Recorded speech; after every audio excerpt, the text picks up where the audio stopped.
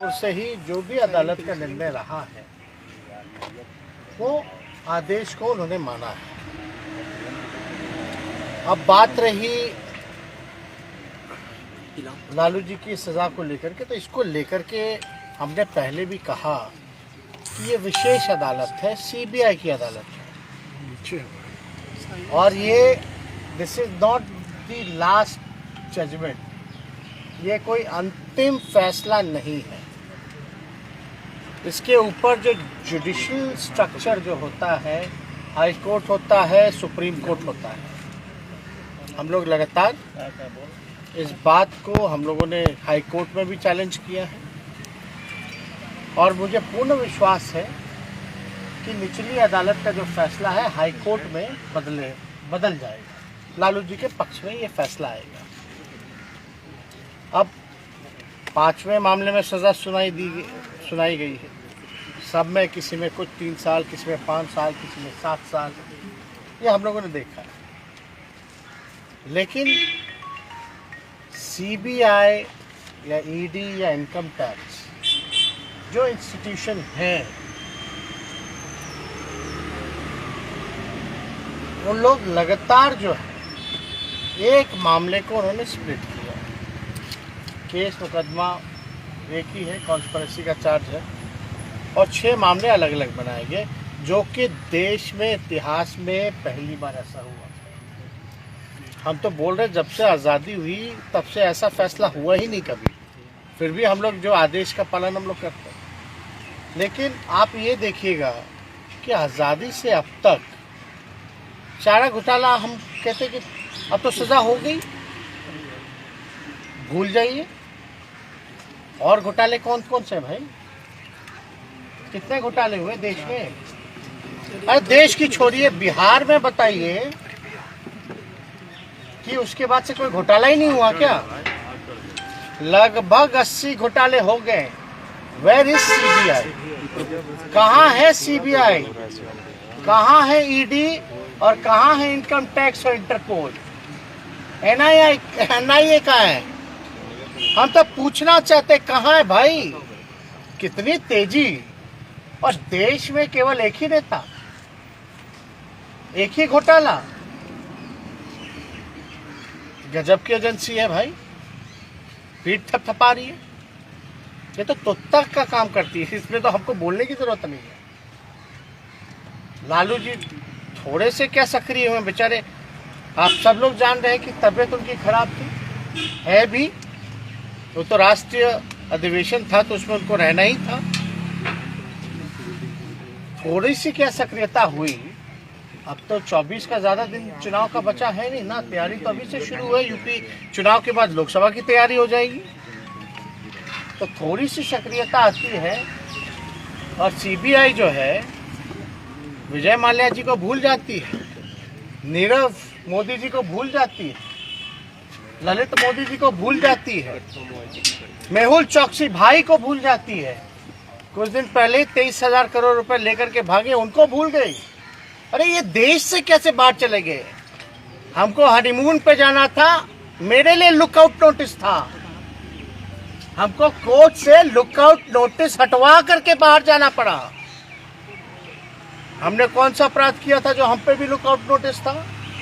हम तो कहना चाहते हैं भाई, इन लोगों के लिए नीरव मोदी, मेहुल चौकसी, विजय माल्या, नीरव मोदी, क्या इन लोगों के लिए लुकआउट नोटिस नहीं था क्या?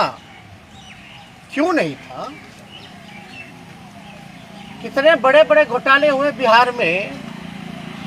सृजन घोटाला, उसका रिकवरी कौन करवाएगा?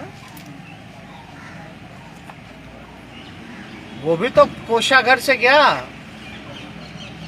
वो भी तो ट्रेजरी का मामला था। बिहार के कितने जिलों में हुआ सृजन घोटाला? मुख्यमंत्री के जानकारी हेतु क्यों नहीं मुख्यमंत्री पे कार्रवाई की गई? बल्कि चारा घोटाला में तो लालू जी ने ही आदेश दिया जांच का। जिसने जांच का आदेश दिया, जिसने जांच करवाया, उसी को तुम जेल भेज दी। कोई बात नहीं, लालू जी जाते जाते बोले ना झुके हैं ना झुकेंगे। हमेशा सांप्रदायिक शक्तियों से लड़ते रहेंगे, उसकी सजा मिली है। और देख रहा कोई एक बार थोड़ी ना, बार बार सजा मिलती जा रही है। लोग को लग रहा भाई किस बात का बार बार एक ही आदमी पे सजा सुनाई जा रही है, और जो यहाँ 80 घोटाला करके बैठा, सृजन महाघोटाला महापाप करके बैठा बालिका गृह वाला, उन लोगों पे कोई कार्रवाई नहीं होती। तो भाई हम मेरे अगर ट्विटर पे जाइएगा तो पहला ही टैग्ड है एक ट्वीट, थोड़ा पढ़ लीजिएगा। आज भाजपा के खिलाफ, सांप्रदायिक शक्तियों के खिलाफ देश में कोई नेता नहीं बोलता जहां लालू जी बोल रहे हैं, लड़ रहे हैं। अगर बीजेपी से हाथ मिला लेते लालू जी तो शायद राजा हरिश्चंद्र कहलाते। आज भाजपा और आरएसएस इन लोगों से लड़ाई लड़ रहे हैं तो भाई सजा काट रहे। तो लालू जी डरने वाले हैं क्या, या हम लोग को डरने वाले हैं क्या? लालू जी का साथ जो हो रहा है देश की जनता और बिहार की जनता देख रही है। लालू जी के साथ जो हो रहा है वो यूपी में भी, यूपी की जनता जो है बीजेपी पर वार करने का काम करेगी, वोट का चोट देने का काम करेगी। लोग को लगता है कि लालू जी को जेल भेज देने से लालू जी कमजोर हो जाएंगे, पार्टी नस्ताबूत हो जाएगी। बिहार की सबसे बड़ी पार्टी निकल के आई, आरजेडी सरकार बना चुके थे महागठबंधन। ये तो कुछ बेईमानी कर करके इन लोग आ गए थे, तो लालू जी तो और मजबूत हुए, पार्टी मजबूत हुई। और लालू जी का एक एक सिपाही आने वाले समय में बीजेपी और आरएसएस को बिहार की धरती से और नीतीश कुमार जी जैसे बेईमान नेता को खत्म करके, खत्म मतलब पॉलिटिकली खत्म करके ही सांस लेकर के जो है वो काम करेगा। ये चुनौती है जो देश के लिए, जिन लोग बर्बाद कर रहे हैं, जो देश के युवाओं को बर्बाद कर रहे हैं, देश के संपत्तियों को बेचा जा रहा है। तो सीबीआई, ईडी, इनकम टैक्स नहीं है। रेल बेच दिया, सेल बेच दिया, एयर इंडिया बेच दिया, LIC बेच दिया, इंडियन ऑयल, भारत पेट्रोलियम सब बेच दिया, लेकिन चार्जशीट हम लोगों पर। किस शर्त पे बेचा, क्या बेचा, और खरीदार 2-4 ही लोग पूरे देश भर में देश के संपत्तियों को खरीद रहे हैं। ये है क्या न्याय? कहां है जांच एजेंसियां? हम तो चुनौती देते हैं, थोड़ा जांच करके बताएं। अरे सीबीआई प्रकोष्ठ है भाई भाजपा का, लेकिन जिस दिशा में ये जांच एजेंसियां काम कर रही हैं, ये आने वाले समय में देश के लिए खतरा है। इसलिए हम कह रहे हैं कि कोई पॉलिटिकल पार्टी का प्रकोष्ठ होकर के अगर कोई काम करेगा, ये इंस्टीट्यूशन सदैव रहेगी, लेकिन सत्ता में रहने वाले लोग हमेशा बदले जाएंगे, कोई परमानेंट नहीं। अगर इसी हिसाब से दुरुपयोग होता रहा इस तरह की जांच एजेंसियों का, तो बुरा प्रभाव, और जो लोग न्याय के लिए, देश में जनता जो न्याय के लिए जो लोग लड़ते हैं, उनको न्याय नहीं मिलेगा। ये देश के लिए बहुत बड़ा खतरा है। और हमने पूर्व में भी कहा, आज सर्वे करवा लो, आप लोग सर्वे करवा लीजिए। देश के जेलों में सबसे ज्यादा गरीब लोग जेल में बंद, गरीब। और लालू जी गरीबों के नेता हैं। और कोई जेल नहीं जाएगा, सबको अक्यूटल हो जाएगा, सबको जो है छोड़ दिया जाएगा। और हमने तो महाराष्ट्र में, अब कोई बीजेपी का अगर कोई भाषण एड़ी के चोटी पे करता है, सीबीआई है, ई है, वो है, थोड़ा हमसे मिलवा दीजिएगा, उनसे पूछिएगा कि महाराष्ट्र में क्या हुआ था भैया। जो डिप्टी चीफ मिनिस्टर है पवार साहब, जब बीजेपी जब गए डिप्टी सीएम बनाएगा तो सीबीआई ने सारे केस वापस कर दिए। याद कीजिएगा वाक्य, सारे केस वापस कर दिए। जब सारा केस खत्म हो गया तो पवार साहब वापस एनसीपी में आ गए, जो शरद जी के भतीजे हैं। जब वापस आए तो दोबारा ईडी और सीबीआई के छापे और रेड पड़ने लग गए। यही है जांच एजेंसियां क्या? ये तो जीता जाता उदाहरण है, और हमको कैसे सैकड़ों उदाहरण मिलेंगे इस पे हम नहीं कहना, लेकिन ऐसी संस्थानों का दुरुपयोग किया जा रहा है। नीतीश कुमार कह रहे थे कि जो लोग शिकायत करता थे, जो लोग पिटीटर थे, आज तो वही है ना, उनसे क्यों नहीं पूछते हैं? क्या चीज? आप लोगों ने शिकायत किया अगर लालू यादव के खिलाफ, वो लोग आपके साथ कौन? नीतीश जी बता रहे हैं। नीतीश जी थोड़ा सृजन के बारे में बताइए। I have no interest.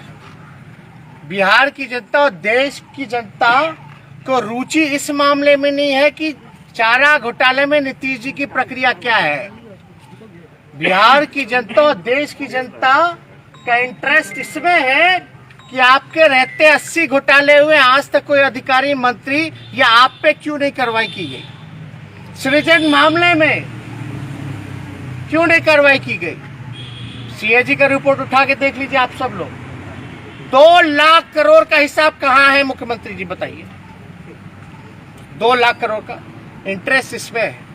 और नीतीश जी को बताना, हम देखिए बड़े हैं, मुख्यमंत्री हैं चोर दरवाजे के, तो हम इतना ही उनको कहेंगे कि चारा घोटाला में आप तो मत ही बोलिए।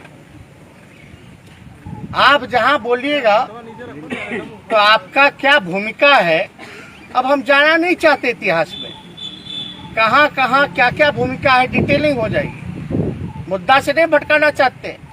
नीतीश जी सृजन पे आइए, 80 घोटाले पे आइए,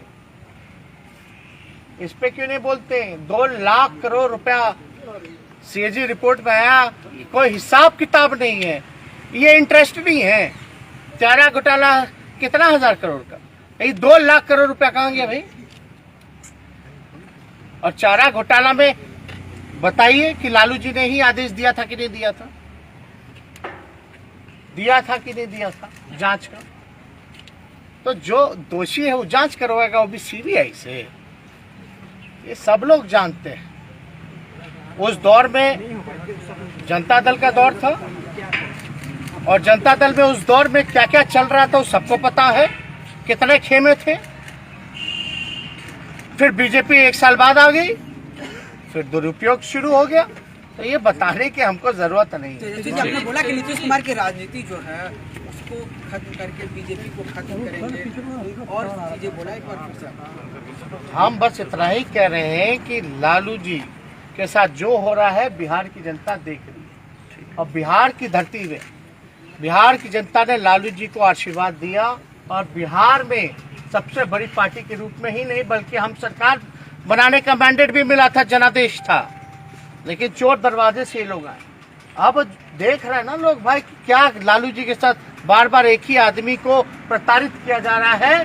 तो आने वाले समय में लालू जी के चाहने वाले लोग या बिहार का हित जो चाहते हैं, देश का हित जो चाहते हैं, वो सब जो है भाजपा, आरएसएस और नीतीश जी को, पार्टी को जो है विलुप्त करके ही, राजनीतिक रूप से खत्म करके ही सांस लेने का काम करेगी। बहुत बहुत